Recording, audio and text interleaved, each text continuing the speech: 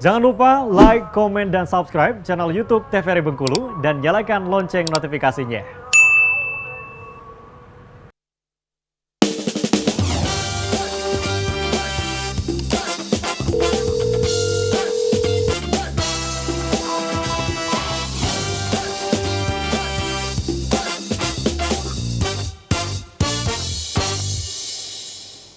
Halo sahabat sehat, apa kabar Anda? Semoga selalu dalam keadaan sehat walafiat ya. Senang sekali hari ini saya Julia Hartanti kembali menjumpai Anda dalam program kesayangan kita. Program yang berisikan berbagai informasi, edukasi, dan juga inspirasi seputar dunia kesehatan, apalagi kalau bukan Dokter Kito bersama Kita Sehat. Nah pemirsa, berdasarkan data WHO, penyakit TBC itu merupakan salah satu dari 10 penyebab kematian terbesar di dunia.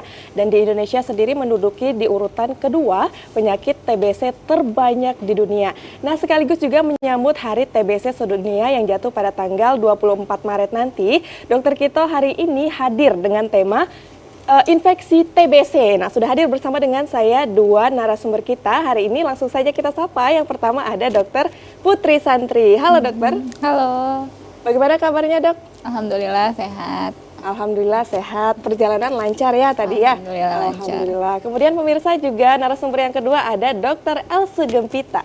Halo dokter. Halo Julia. Bagaimana kabarnya dok? Alhamdulillah sehat. Alhamdulillah sehat, cantik-cantik sekali dan cerah sekali hari ini. Dokter, kita hari ini membahas mengenai infeksi TBC. Nah ini Indonesia urutan kedua di dunia terbesar ya dok ya. Nah ini penting sekali edukasinya dok, berharap semoga nanti bisa menjaga diri ya sehingga terhindar dari penyakit itu. Boleh dokter mungkin siapa lebih dulu yang mau menjelaskan, silakan. Saya dulu ya. Ya silakan. Kita langsung aja ke slide ya kayaknya ya. Oke. Ya hari ini kita akan bahas tentang tuberkulosis atau bahasa yang trendingnya di masyarakat adalah TBC ya. Jadi kalau untuk definisi TBC itu sendiri, dianya itu penyakit yang menular ya. Penyakit yang menular langsung dari manusia ke manusia yang disebabkan oleh bakteri. Ya, sekali lagi bakteri, apa nama bakterinya adalah Mycobacterium tuberculosis. Jadi TBC itu kepanjangannya adalah tuberkulosis. Seperti itu. Penyebabnya adalah Mycobacteriumnya. Oke. Jadi bukan disebabkan oleh guna-guna ya atau kutukan, juga bukan penyakit keturunan. Hati-hati ya. Jadi mungkin masyarakat yang bilang ayah saya TBC, apakah nanti menurun dok ke saya? Dia bukan penyakit keturunan atau bukan secara genetik, tetapi dianya adalah menular. Jadi banyak faktor lingkungan, faktor kebersihan, ya yang penting PHBS-nya, perilaku hidup bersih dan sehatnya, seperti itu.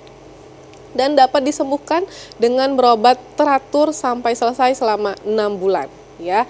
Mungkin nanti akan dibahas lebih lanjut. Jadi kalau yang 6 bulan ini biasanya adalah yang TB di paru, ya TB paru. Jadi nanti akan ada banyak TB itu nggak satu aja. Dia tapi yang paling umum, yang paling besar persentasenya memang adalah TB paru. TB yang menginfeksi organ paru. Tetapi apa TB-TB yang lain? Dia bisa mengenai semua organ di tubuh seseorang, ya. Alat pencernaan, organ pencernaan, ya, TB tulang, TB kulit, dan macam-macam TB lainnya. Hanya saja yang 6 bulan ini biasanya adalah pengobatan TB paru. Bisa lebih dok? Bisa. Ya, bisa kurang? Nggak bisa. Dia minimal pengobatannya adalah 6 bulan. Tapi kalau lebih 6 bulan bisa. Seperti itu. Ya. Sebagian besar TB menyerang paru, tetapi dapat juga mengenai organ lain, ya. Bisa menyerang siapa saja, terutama usia produktif dan bisa menyebabkan kematian bila tidak diobati, ya. Jadi infeksi TB ini dia bisa di semua kalangan umur, dari bayi, balita, dewasa, ya usia-usia produktif maupun ke lansia. Ya, apalagi orang-orang yang imunitasnya belum sempurna, kayak anak-anak balita itu kan yang di bawah 5 tahun itu imunitasnya belum terbentuk sempurna, apalagi bayi. Dan orang-orang lansia, apalagi dengan penyakit komorbid lainnya seperti DM, hipertensi dan lainnya, itu sangat rentan untuk terkena bakteri Mycobacterium TB ini. Oke. Nah, ini adalah kasus TBC di Indonesia. Kebetulan saya dapatnya ini data tahun 2021 kalau nggak salah ya. Seperti yang disampaikan Mbak Julia tadi, Indonesia peringkat kedua setelah India. Kalau beberapa tahun lalu Indonesia masih peringkat ketiga. Nah, beberapa tahun ini Indonesia naik peringkat. Nah, apakah kita harus berbangga? Tentu Tentu tidak tidak. dong, Ya, ini adalah peringkat penyakit ya, bukan sesuatu yang harus kita banggakan. Kita harus sangat-sangat menyayangkan ya, Indonesia peringkat kedua setelah India. Dulu peringkat keduanya masih Cina, kita ketiga, sekarang kita naik ke peringkat 2 ya. Nah, ini adalah kondisi TB di Indonesia ya. Estimasi jumlah kasusnya adalah 842.000. Tetapi dari jumlah kasus ini yang terkonfirmasi 569, 32%-nya belum ada terlaporkan. Apakah memang tidak TB ataukah memang TB, seperti itu ya. Dan berita bagusnya 85% itu pengobatannya itu berhasil. Ya, berhasil artinya dengan diagnosa TB tadi dinyatakan sembuh pasiennya dengan pengobatan yang baik dan rutin. Nah, ini adalah dari kasus 569 itu 4.413-nya itu TB-RO. TB-RO ini adalah TB yang resisten obat, lini pertama. Seperti itu ya. Itu gimana maksudnya, Dok? Berarti dianya tidak bisa lagi, dia sensitif dengan pengobatan lini pertama, berarti sudah ada pengobatan lini kedua. Jadi semakin banyak bertambah obatnya, harus ada kombinasi dengan obat lain. Nah, ini yang sangat juga disayangkan ya, dan juga sangat berbahaya. TB anak 60.000, sangat banyak. TB dengan HIV 10.174.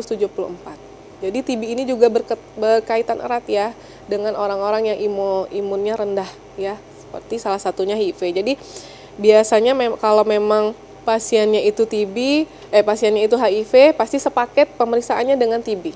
Di puskesmas sudah dijalankan itu. Kalau pasiennya memang HIV, sudah sepaket pemeriksaannya dengan TB. Ya. Itu Dok, izin Dok, kalau HIV kan dia imunitasnya rendah ya Dok ya.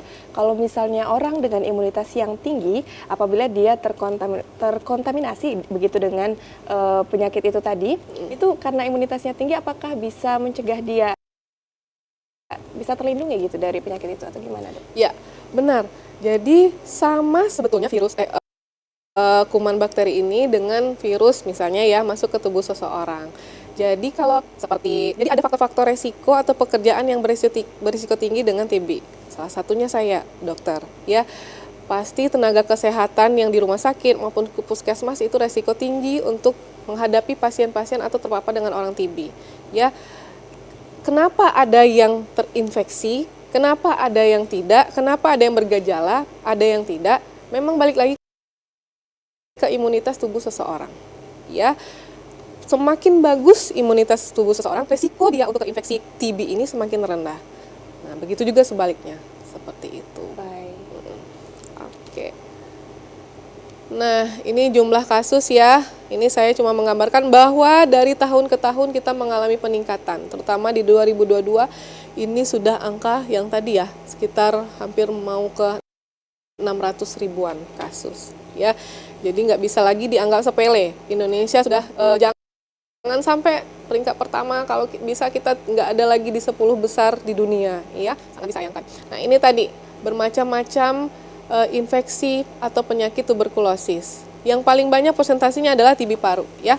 Kalau TB paru ini bisa dilihat dari ronsennya ya. Biasanya memang kita mendiagnosa pasti itu yang pertama dari ronsen toraks, yang kalau yang TB paru ya. Yang kedua baru dengan BTA sputum atau tes dahak ya, tes dahak. Dua itu untuk menegakkan diagnosa dan ditambah dengan gejala-gejala lainnya. Nanti akan disampaikan dengan Dokter Putri seperti itu ya. Ini TB kulit, ada TB tulang ya, ada TB kelenjar, bermacam-macam TB. Ya. Semua organ bisa diinfeksi oleh kuman TB ini. Ya, ada TB rahim, ada TB di organ pencernaan, banyak sekali macam-macam TB, ya. Banyak banget ya Dok ya. Betul. Itu kalau dilihat kan ada TB paru, TB kulit, itu apakah bermula dari menginfeksi paru-paru, kemudian lalu menyebar ke lain sebagainya? Apakah memang kuman itu kuman khusus untuk TB paru atau kuman khusus untuk TB kulit Dok? Dia satu jenis kuman, Kemudian menyebar begitu Dok ya? tetapi yang fokus dari kumannya itu menginfeksi organ mana? Ya, kalau dianya di paru, ya TB paru. Kalau menginfeksinya ke organ kulit, TB kulit seperti itu. Ya. Oke, kita lanjut.